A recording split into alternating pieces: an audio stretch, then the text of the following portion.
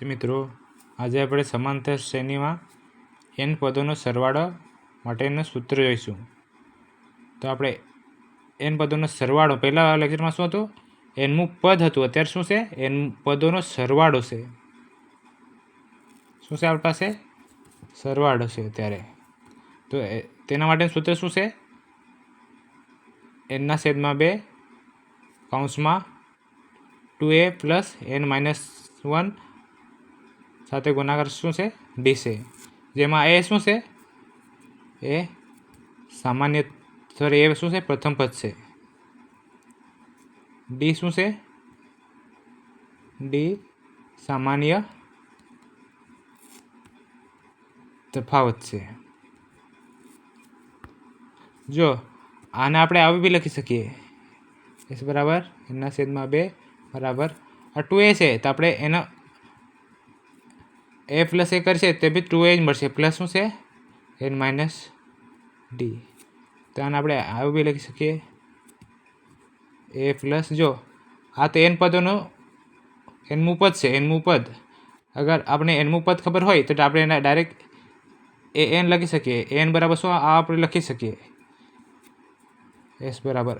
અગર આપણને nમું પદ ખબર હોય તો nમું પદ ખબર હોય તો આપણને આ સૂત્રનો ઉપયોગ કરી શકીએ. તો આપણે અગર nમું પદ નહીં આપેલ હોય તો આપણે આ સૂત્રનો યુઝ કરીશું. આપણને શું કીધું છે? એક ક્વેશ્ચન છે, તેમાં શું કીધું છે? સમાંતર શ્રેણી બરાબર 8-2 પ્રથમ 22 પદોનો કેટલું કીધું છે? 22 પદોનો સરવાળો કીધું છે. તો આપણે s બરાબર લેશું, આ સૂત્રનો યુઝ કરીશું. આપણે આ સૂત્રનો યુઝ કરીશું. આપણે n લખીશું તો બી વાંધો નથી. આપણને સમાંતર શ્રેણી આપેલી છે 8-3-2. તો આપણે આના ઉપરથી આપણે પ્રથમ પદ હોય તેને આપણે એ દર્શાવીશું તો એ આપણને શું મળશે? 8 મળશે. અત્યારે સામાન્ય તફાવત શું થશે? સામાન્ય તફાવત.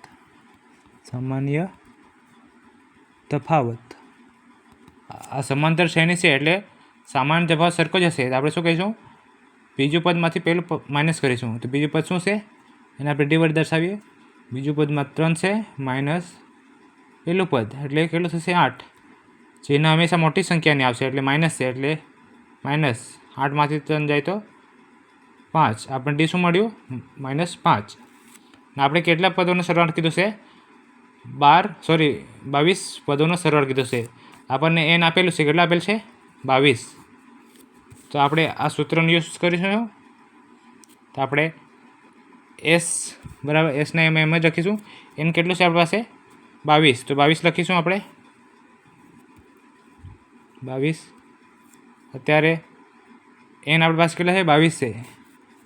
તો 22/2 કાઉન્સ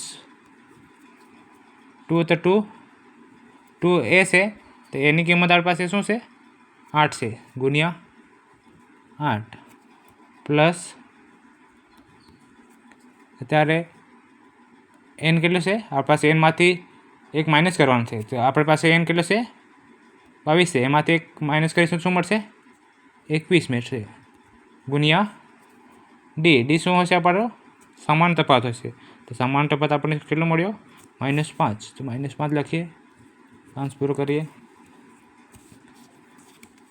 અત્યારે 22ના 2 વડે ભાગ કરીશું કેટલો મળશે? 11 મળશે. પૂરા કાઉન્સમાં 2/16. જો અત્યારે માઇનસ છે, આપણે ગુણાકાર કરીશું તો માઇનસમાં આવશે. 21ને 5 વડે ગુણાકાર કરશું તો કેટલો મળશે આપણને? 21 × 105 મળશે. અત્યારે આપણે 11 એમ જ. અત્યારે નિશાને હંમેશા મોટા ચિહ્નને એટલે મોટું ચિહ્ન કેટલું છે? 105 છે. 105માંથી 16 જશે તો કેટલો વધશે? 105માંથી આપણે 16 જશે તો કેટલું મળશે આપણને? 84 99 મળશે. ત્યારે આપણે ગુણાકાર કરીશું 11 સાથે કોઈ બી સંખ્યાનો ગુણાકાર હોય તો જે પહેલી નિશાની માઇનસ છે તો માઇનસ લખીશું. 11 સાથે કોઈ બી આપણે ગુણાકાર કરીએ કોઈ બી સંખ્યાનો તો પહેલું હોય તેમને એમ જ રાખવાનું આપણે. પછી આનો સરવાળો કરવાનો બંનેનો. 9 ને 8 કેટલા થયા? 17. તો આપણે એકમનો અંક લખીશું. બધી એક જશે તો બીજી સંખ્યા એમને એમ જ રાખીશું. પણ 8 છે પ્લસ 1 આ મળી જશે એટલે કેટલા થશે? 979. આ આપણો 22 પદોનો સરવાળો બરાબર કિંમત મળી. કેટલી મળે? 979 મળી. અત્યારે બીજો દાખલો છે. આ સમાંતર શ્રેણી આપેલી છે. કેટલા આપેલ છે? 2, 7, 12નું કેટલો પદ સરવાળો કીધો છે? 10 પદોનો એટલે n બરાબર કેટલો થયો? 10. પહેલી સંખ્યા હોય તેમાં શું હોય? a હોય. તે આપણને કેટલો મળ્યો? 2. અને d બરાબર શું મળશે આપણને? સામાન્ય તફાવત. બીજા પદમાંથી પહેલું પદ માઇનસ કરવાનું. 7માંથી 2 જશે તો 5 મળશે. તો આપણને n પદોનો સરવાળો સૂત્ર શું છે? Sn બરાબર n/2 કૌંસમાં 2a પ્લસ n-1d. તો આપણે n કેટલી છે? 10 આપેલ છે. તો આપણે n બરાબર 10 લખીશું. n જ્યાં n છે ત્યાં આપણે 10 મૂકીશું. છેદમાં 2. 2 છે. 2 સાથે 1 ગુણાયેલ છે તે આપણે કેટલું મળ્યું? 2. તો 2 લખીશું પ્લસ n-1. n કેટલો 10 છે. 10માંથી 1 જાય તો 9. d કેટલો છે? 5. તો 5 મૂકીશું આપણે. ત્યારે 10ને આપણે 2 વડે ભાગ કરીશું તો 5 મળશે. કૌંસમાં 2 દુ 4 પ્લસ તો પ્લસ 9 × 5 = 45. કૌંસમાં પહેલાં કરીશું 4 ને 45 કેટલા થયા? 49. અત્યારે આપણે 49ને આપણે 5 વડે ગુણાકાર કરીશું તો કેટલો મળશે? 49ને આપણે 5 વડે ગુણાકાર કરીશું તો કેટલો મળશે આપણને? 2, 4, 5 મળશે. અત્યારે ત્રીજો દાખલો છે. શું આપેલ છે? પ્રથમ 1000 ઘન પૂર્ણાંકોનો પૂર્ણાંક સંખ્યાનો સરવાળો શોધો. આપણે કેટલું કીધું છે? 1000 ઘન પૂર્ણાંક.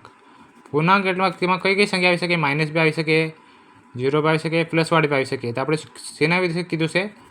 ઘન પૂર્ણાંક એટલે જે 0થી મોટી સંખ્યા હોય તે જ. તો ઘન પૂર્ણાંક એમાં 0 નહીં આવી શકે એટલે આપણે 1થી એમ લખીશું.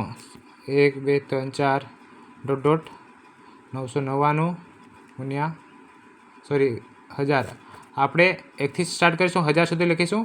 આનો બધાનો આપણે સરવાળો કરવાનો છે. તો આપણે શું આપેલ છે? આ સમાંતર શ્રેણી આપેલ છે. તેમાં પ્રથમ પદ હોય તેને આપણે શું કહીશું? એ લખીશું. અને સામાન્ય તફાવત જો બીજામાંથી પહેલું પદ માઇનસ કરીશું, બીજામાંથી કરીશું તો બીજું પદ કેટલું છે? 2 છે. પહેલું પદ કેટલું છે? 1 છે. 2માંથી 1 જાય તો 1. a અને dની કિંમત કેટલી મળી છે? 1 મળી છે. અને આપણે કીધેલ છે પ્રથમ 1000 પદોને n બરાબર કેટલું મળે આપણને? 1000 મળ્યું. n બરાબર કેટલી છે? 1000. ને જો આપણે nમું પદ પણ ખબર છે કેટલું છે? 1000. nમું પદ આપણને ખબર છે કેટલું છે? 1000. તો આપણે આ સૂત્રનો યુઝ કરીશું અત્યારે, કેમ કે આપણને આ તો ખબર છે, nમું પદ ખબર છે.